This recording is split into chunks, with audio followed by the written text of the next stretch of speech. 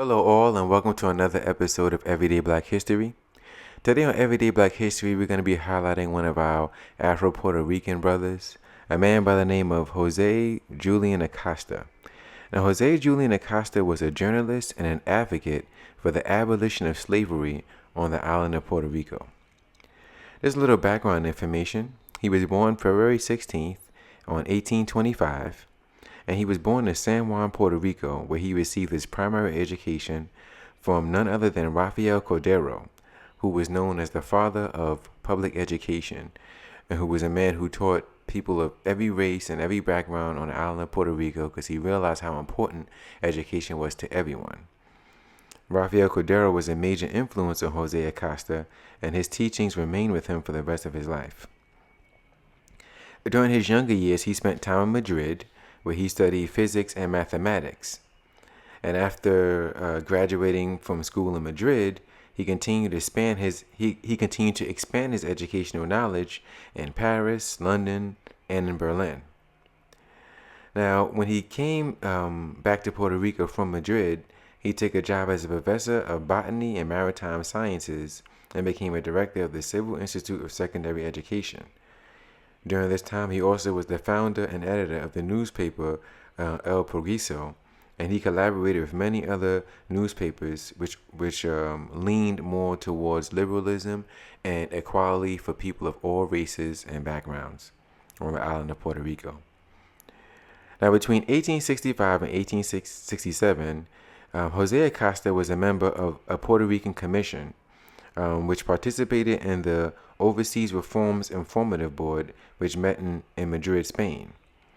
And here, while part of this commission, Jose Acosta presented the argument for the abolition of slavery in Puerto Rico and how everyone on the island deserved to be treated equally no matter of their skin color or their race.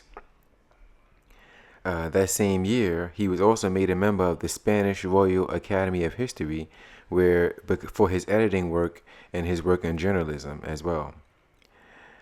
Now, when he returned to Puerto Rico after being a part of the Puerto Rican Commission in Madrid, like many other Puerto Ricans who had liberal views, who felt that all should be treated equally, he was harshly mistreated by the Spanish governor of that time. After a revolt in 1868, the Spanish governor suspected him of being a conspirator, and he was imprisoned in the dungeons of Fort San Felipe by General Pavia, even though he had not participated in the failed revolt.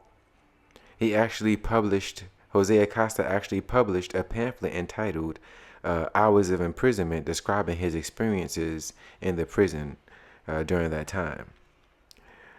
Later on, he became a member of the Liberal Reformist Party in 1870, and he founded another political newspaper, where he continued to work in his political newspaper, El Progreso. And in 1871, he became an elected representative in the Spanish courts. After that, in 1873, he became the president of the Liberal Reformist Party, but he decided to leave the party in 1874 and join the Abolitionist Party, formed by another friend of his who was an abolitionist for slavery in Puerto Rico, a man by the name of Romain Castro, who we'll do an episode on later on. He's another Afro-Puerto Rican who wanted slavery to be abolished on the island of Puerto Rico.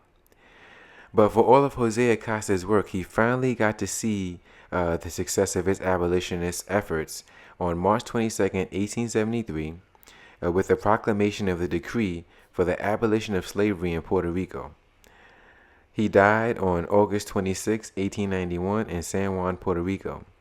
But we can see his legacy still lives on the island of Puerto Rico, as there are things named after him, and because he influenced a lot of other people that followed up behind him through his abolitionist efforts and through his work in journalism as well.